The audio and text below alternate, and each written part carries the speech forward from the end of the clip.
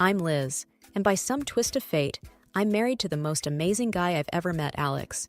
We're both 28, got our own place, pay our bills, and live a life that's ours.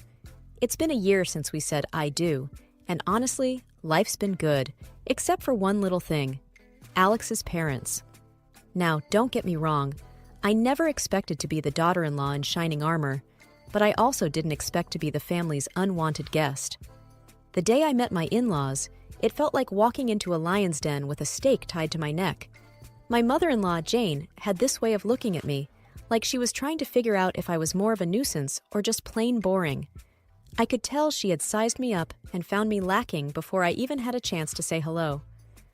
Alex had warned me about his mom. "She can be a bit much," he said, as we drove to their place that first time. "But don't take it to heart, okay?" I didn't. Or at least I tried not to. At dinner, I was passing the salt when Jane said, "You know, Stephanie used to cook such wonderful meals. Remember that risotto, honey?"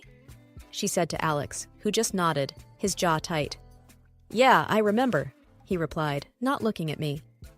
I sat there, salt shaker in hand, feeling like I was invisible. They all talked about Stephanie as if I wasn't there.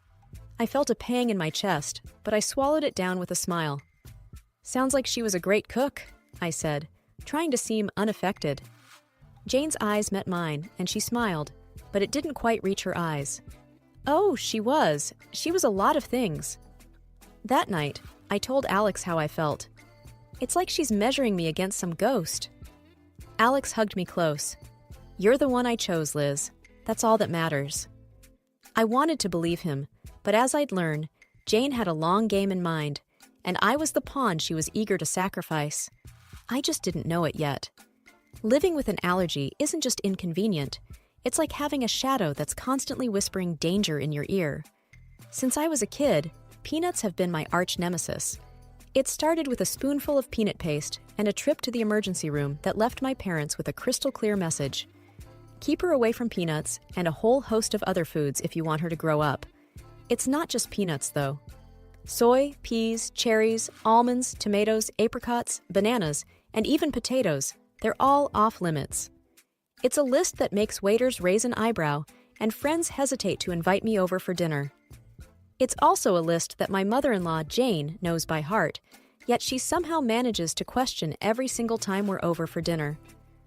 "Are you sure you can't even have a little bit of this pie? It's got almond extract," she'd ask, with a tone that hovered between concern and disbelief. I would smile politely, though I'd rather not, and say, "Yeah, I'm sure. Thanks, though." It was the same dance every time. I remember once, at a family gathering, I was navigating the buffet, a mental checklist running through my head. Alex was by my side, plate in hand, trying to help me find something safe to eat. That's when Jane swooped in, her voice sickly sweet. "Liz, you must try this casserole. I made sure it was Liz-friendly," she announced, but the glint in her eye didn't match her nurturing words. Alex paused, his fork mid-air. "Mom, you used cream of mushroom soup in this, right?" he asked, knowing full well that many brands included soy, a big no-no for me. Jane's smile faltered for a second. "Oh, I think so. It should be fine." But it wasn't fine, and we both knew it. We made our excuses, me leaving the casserole untouched. But the incident stuck with me. It was a small victory in what felt like an ongoing battle, a battle where Jane held all the cards because she controlled the kitchen. I've learned to navigate this world with careful steps. Eating out is a strategic operation. Alex and I were at our favorite Italian place, a rare find that understood the gravity of food allergies. I'd recited my usual spiel to the waiter, who nodded understandingly. Alex watched me with those soft eyes of his, the ones that said he'd do anything to make my life easier. "You okay?" he asked, after the waiter left. "Yeah, I'm fine. I just hate making a fuss," I replied, folding my napkin on my lap. "You're not making a fuss. You're making sure you don't, die," he said, half joking, half serious. I laughed, a short, grateful sound. Well, when you put it that way. After dinner, as we walked under the clear night sky, I felt light, happy. That's when my phone buzzed with a text from Jane. Her words were like a cloud over the moon, darkening the moment. Be careful, Liz. Not everyone takes your condition seriously. Wouldn't want anything to happen to you. I read the text to Alex, who wrapped an arm around me, pulling me close. She's just trying to get to you, he said. But as much as I wanted to shrug it off, I couldn't shake the feeling that Jane's message was more than just a jab. It was a warning, a reminder that my allergy made me vulnerable, not just to food, but to people like her, who saw it as a weakness to be exploited. The rest of the walk home, I couldn't help but think about all the close calls, all the accidental exposures, and how easily something could go wrong. It wasn't just the peanuts, or the soy, or the peas. It was the realization that my allergy was more than a personal battle. It was a chink in my armor that someone like Jane could see as an opportunity.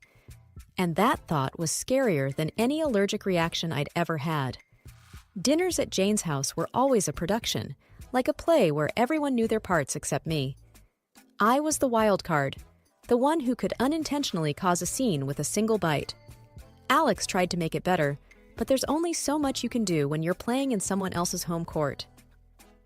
One particular evening, the tension was as thick as the gravy on the table. Jane was bustling around, placing dish after dish on the table. I sat there, my own plate empty, waiting to figure out what I could eat without a trip to the hospital. Alex, darling, pass the green beans to Liz. They're just divine, Jane said, her voice dripping with a sweetness that didn't reach her eyes. I eyed the beans, but something seemed off. What's in them? I asked. Oh, just a touch of almond slivers for crunch, she said, waving a hand dismissively.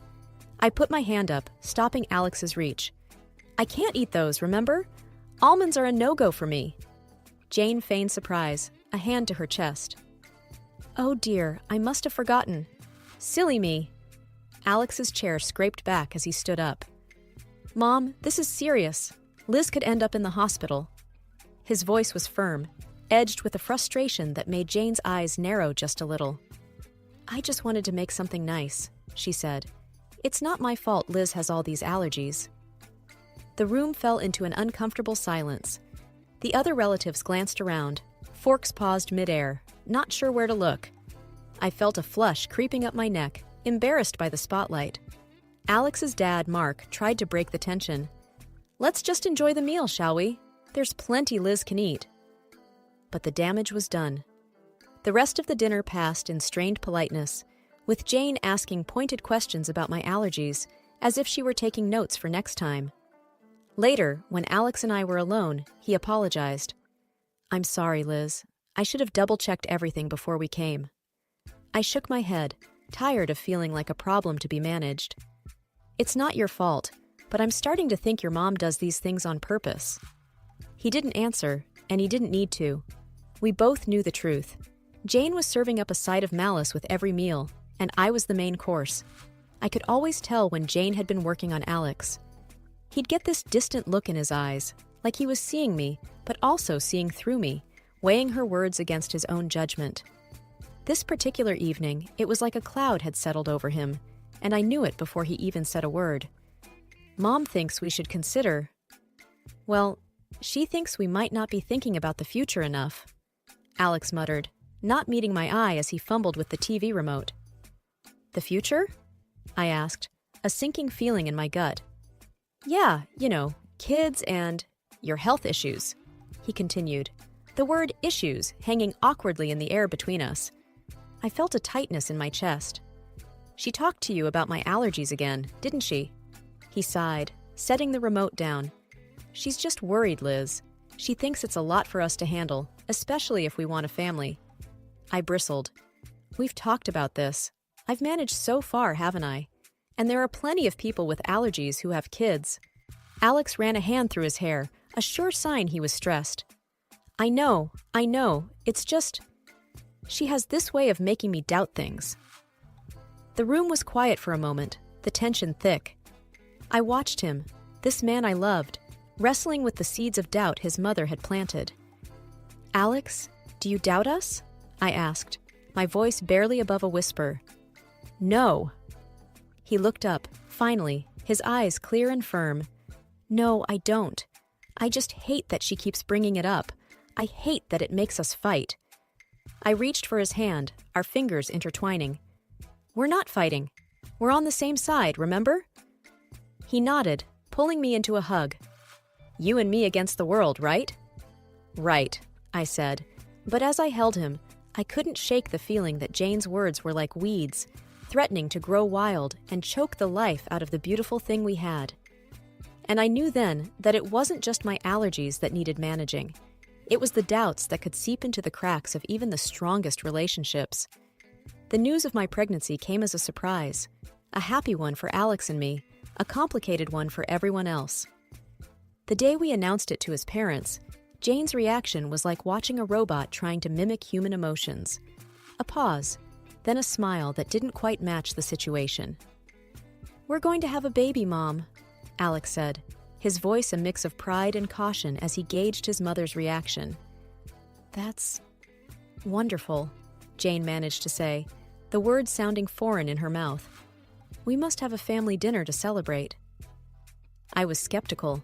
Celebrations at Jane's were never just celebrations, but I saw the hopeful look in Alex's eyes and agreed. The night of the dinner, the house was buzzing with relatives. Jane was the perfect hostess, floating from guest to guest with a grace that felt almost genuine. When she reached us, her smile was practiced. "Congratulations, Liz," she said. "This is such a joyous occasion." "Thank you, Jane," I replied, trying to match her formality. "We're excited." Alex wrapped his arm around my waist, a silent thank you for playing along. As dinner approached, I felt the familiar anxiety. A table full of food was a minefield for me, but tonight, I hoped, would be different. The table was a feast, dishes upon dishes laid out, and I felt every eye on me as I hesitated, my hand hovering over the options. "Go on, dear," Jane urged. "Eat up. You're eating for two now." I smiled weakly, choosing the safest options, vegetables and rice, plain and simple. But as I reached for a slice of bread, Jane stopped me. "Actually, maybe not that one," she said quickly. "I'm not sure if the baker used soy flour." I paused, bread in hand, and met her gaze. There was a flicker of something there. Concern, or was it a challenge? "Thank you for letting me know," I said, putting the bread down. But the warning bells were already ringing in my head. How did she know about the soy flour? It seemed too close a call, too perfect a save. The rest of the meal passed in a blur, congratulations mingling with the clinking of glasses. But I couldn't shake the feeling that Jane's hospitality was a veneer, and beneath it lay a trap, set and waiting for just the right moment. The family dinner in honor of our future baby was nothing short of a banquet. Jane had outdone herself, and there was a spread that would make a Thanksgiving dinner look modest. But my stomach was in knots, not from hunger, but from fear. Every dish was a potential hazard, a hidden enemy that could send me to the hospital, or worse.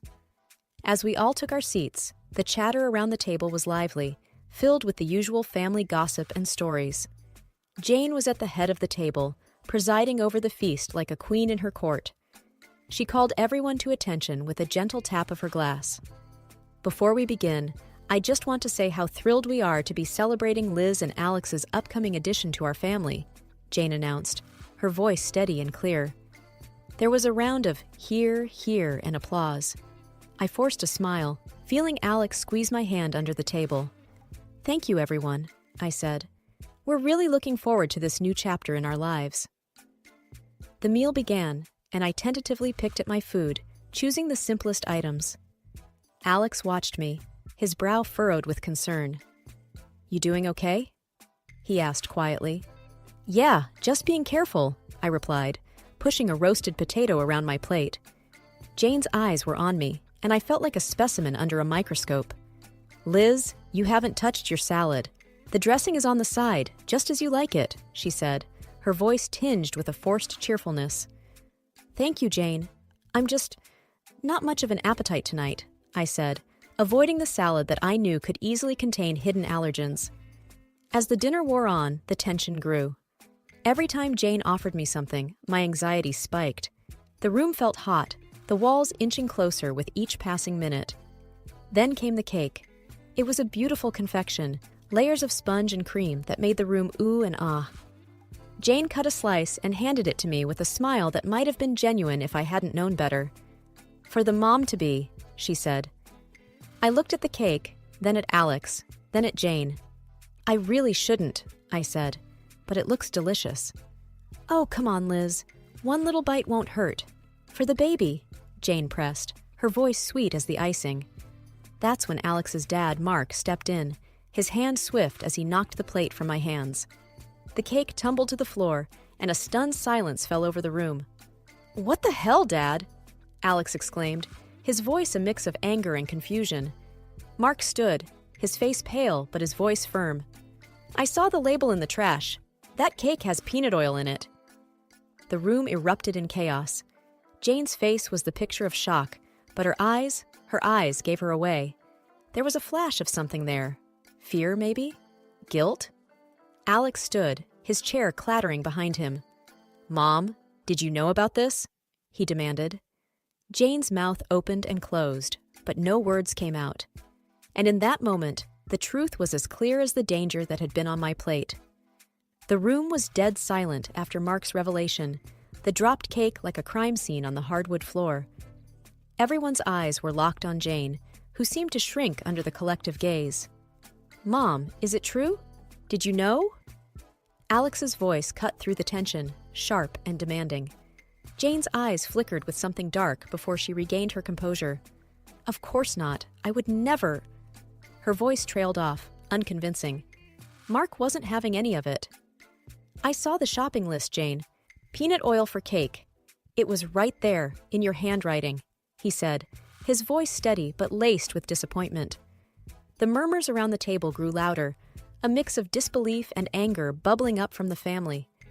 Alex was shaking his head, his hands balled into fists. "How could you, Mom? Liz could have died." I was frozen in my seat, the gravity of the situation anchoring me down. This wasn't just carelessness or forgetfulness, it was intentional. Jane's mask finally slipped, her face twisted in anger. "I didn't want it to come to this, but she's not right for you, Alex. She's weak, and now she's bringing a child into this world who will be just like her." Alex took a step toward his mother, incredulous. "Weak? Liz is the strongest person I know. And you? How could you be so cruel?" I could feel the eyes on me, waiting for me to break down, to crumble under the weight of Jane's words. But I didn't. "Jane," I said, my voice surprisingly calm, "you've made your feelings very clear. But this is not just about me. This is about a family, your grandchild." Jane looked away, her jaw clenched, and for the first time, I saw the hint of fear in her eyes. Maybe she realized that her actions hadn't just endangered me, but her relationship with her son, her reputation, everything. The rest of the evening was a blur. There were arguments, tears, and hushed conversations as the family tried to process what had happened. Alex and I left early, the weight of the evening heavy on our shoulders. We didn't speak much on the drive home. What was there to say? The truth was out, and with it, the facade of a polite, if not happy family was shattered. All because of a peanut.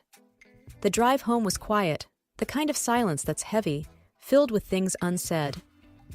When we finally walked through our front door, Alex and I just stood there, the echo of the night's drama still ringing in our ears. Alex was the first to break the silence. "I can't believe my own mother would do something like that," he said, his voice hollow. I sat down on the couch, the cushion failing to comfort me. "I know. It's a lot to take in." He sat beside me, taking my hands in his. "I'm so sorry, Liz. It's unforgivable." I looked at him, seeing the pain in his eyes, and my heart ached. "It's not your fault, Alex. We couldn't have known she'd go this far." But the truth was there, hanging between us. Jane had crossed a line, and there was no going back. The family was in pieces. Some stood by us, shocked and appalled by Jane's actions, while others struggled to wrap their heads around the reality of the situation. The next few days were a whirlwind. Alex's phone buzzed constantly with messages and calls. Relatives wanted to express their shock, their support, their apologies. And through it all, there was a deafening silence from Jane. No apologies, no explanations, nothing. Alex finally broke the news to me a week later. Dad's left her. He can't get past what she did. He said it's been a long time coming. I wasn't sure how to feel. Relief, sadness, pity? And Jane? I asked tentatively. He said she's not handling it well. She's alone now, Alex replied, a twinge of something like regret in his tone.